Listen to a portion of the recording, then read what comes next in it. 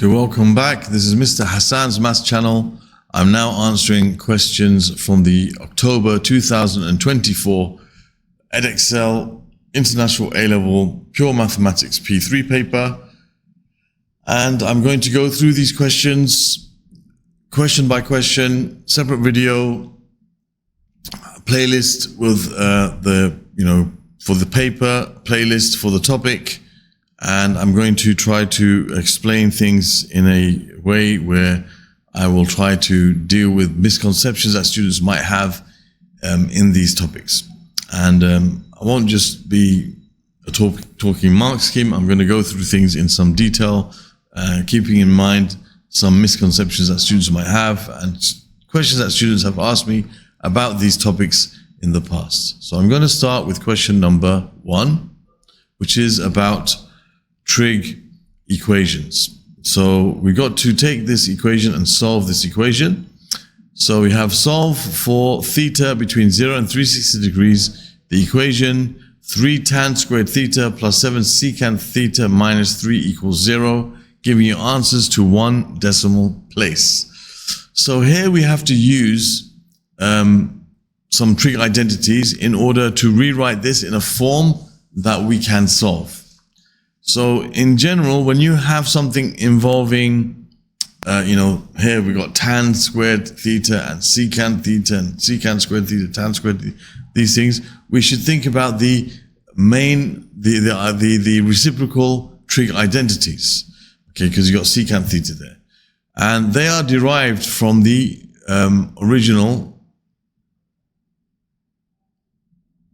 identity, the main identity that we learned in P2, which is sine squared theta plus cosine squared theta equals 1. One of the fundamental identities that we should know, right? And from this, and from the other identity that we learned in P2, which is tan theta equals sine theta over cosine theta, from these two identities, we can derive identities which will help us. So I want to have an identity that involves tan theta and secant theta, okay? So we know that if we divide sine squared theta by cosine squared theta, we get tan squared theta. So if I divide every term in this identity by cosine squared theta, I'll end up with an identity that will help us. So sine squared theta over cosine squared theta is tan squared theta. Cosine squared theta divided by itself is 1. And 1 over cosine squared theta, as we know, is reciprocal of secant squared theta. That's the reciprocal of cosine. So we should know our reciprocal trig identities and our trig ratios, secant theta, cosecant theta, and so on. We need to know those. So the reciprocal of cosine is secant. The reciprocal of sine is cosecant. And the reciprocal of tan is cotangent. So here this identity here is going to help us because we have tan squared theta and secant squared theta in the same, identity. Now, what we should realize when we're trying to solve these type of questions is that the thing that we need to change is always the thing which is squared, right? If I want to change the secant theta into tan theta, I'm going to have to use square roots. But if I want to change the tan squared theta into something involving secant squared theta, that will be fine. So always change the thing that's squared, not the thing that's not squared. That will make your life way easier. So I know that from this I can say tan squared theta is equal to secant squared theta minus 1, just rearranging this. So I can replace the tan squared theta with secant squared theta minus 1. So I'll have 3 times secant squared theta minus 1 plus 7 times secant theta minus 3 is equal to 0. Expanding the brackets, I have 3 secant squared theta minus 3 plus 7 secant theta minus 3 is equal to 0. So simplifying that, 3 times secant squared theta plus 7 times secant theta minus 6 equals 0. So now I have a equation which is involving the one single. Okay, so now we have them all expressed with the same trig ratio, secant squared, secant. So we can now use the kind of method of, you can say, disguised quadratics to solve this. So a lot of people, what they will do is they'll say, to make it look familiar, they'll say let x, or let some value, in this case, let x equals secant theta. If x is secant theta, then that means secant squared theta is x squared. Right? So this will be 3x squared plus 7x minus 6 equals 0. And then we can try to factorize this. I think it seems like it will factorize. So let me just do my little window method, which I like to use. I know some people are not really used to this, but I like to use this method. It's basically the same as splitting the middle term. So I'm going to put 3x squared in this corner and negative 6 in that corner. These two numbers multiplied give me a product of negative 18x squared. And I want these two numbers also to multiply to give me the same product, but the sum of positive 7. The sum has to be 7x. So I think that 9 and 2 would work, because 9 times 2 is 18, and 9 and 2, the difference is 7. They have to have different signs. So I'll put plus 9x here, and I'll put minus 2x here. Those two multiply to give me negative 18x squared, and when I add them, I get plus 7x. So now I can take out from these two the common factor, which is 3x, and 3x times x is 3x squared, and 3x times plus 3 is 9x, and x times minus 2 is minus 2x. So I end up with 3x minus 2 times x plus 3 equals 0. So I end up with 3x equals 2. So x equals 2/3, and I have x equals negative 3. So what we can now say is x was secant theta.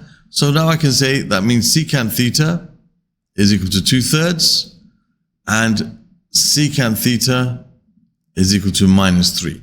Now, when I want to solve these now, what I can do is I can rewrite them in terms of their reciprocal functions, just to make things familiar. So if secant theta is 2/3, that means the reciprocal of secant is cosine, so cosine theta is going to be 3/2. And if secant theta is minus 3/1, that means cosine theta is going to be minus 1/3. That will give us the same solutions. Now, cosine theta equals 3/2, there will be no solution for this, okay, because its value is greater than 1, and the cosine curve never goes above 1. We can even think about secant curve. Secant curve can never exist between minus 1 and 1. Okay, if you think about the secant curve, it's like, it goes like this. There's an asymptote, and it goes like this. So between 1 and minus 1, there's nothing. Okay, and the cosine curve is kind of the opposite. Okay, between minus 1 and 1, it only exists. So when cosine theta is 3/2, that's up here somewhere, there's no solution. But for this, there will be solutions, and we have to find the solutions in the range between, as I said, 0 to 360 degrees. Because it has to be in degrees. Okay, so we've got to find the solutions. So, as we learned in P2, when we're basically solving this, we just find inverse cosine of negative 1/3, and the calculator will give us our first answer. So we make sure the calculator is in degree mode, which it is. If it wasn't, you'd press Shift, Menu, Angle Unit, and then 1 degrees. Okay, so you say inverse cosine of minus 1/3. Shift cosine minus 1/3. And then that gives us the main solution, which is called the principal solution, which is 109.471, 109.471 degrees. And for cosine, there's always another solution, okay, which is 360 minus our principal value. Okay, so I'm going to do 360 minus this answer. So 360, take away the answer, which gives us 250.528. 0.528. Let me just make sure of that. Okay, continues on like that. Okay, so these are the two solutions, which I'm going to round to one decimal place, as the question told us to. Even if it didn't do so, we know that angles should be given to one decimal place unless otherwise specified. So this is going to be 109.5 degrees, and this is going to be 250.5 degrees. Those are the two solutions. Okay, so we know that for the cosine curve, you get your answer that the calculator gives you, which is, we got the answer over here somewhere. When x equals minus 1/3, we got this answer. That was 109 point something. And then you get another solution, which is over here. And we know that this distance from 0 and this distance less than 360 is the same distance. So that's why the other solution is going to be 360 minus the same answer here. Because this distance here is 109, this distance here is 109. It's 109 less than 360. Okay, so that's how we can think about it. For the cosine curve, you just do the calculator answer and 360 minus the answer to give you the solutions. And if you want to find any other solutions in the range, if the range extends further, you would then just add 360 to each of your answers, because it repeats every 360 degrees. Okay, so that's all revision of P2 stuff basically. So once we've ended up, solving this equation, then we rewrite it in terms of cosine, and then, it's pretty simple after that, because it's just like P2 stuff. You should be used to by now. And that concludes question number 1. Nice, simple warm-up question involving trig, equations. All right, so I hope that was clear. Thank you for watching. Other questions from this particular paper can be found in the playlist that will appear on the top right of the screen at the end of the video. Other questions from the topic of trig equations and trig identities you can find in the playlist on the bottom right of the screen. You can subscribe to my channel by clicking on this link over here, and on the top here you can find a video which will explain how to use my channel to find what you're looking for. Thank you for watching, and see you soon.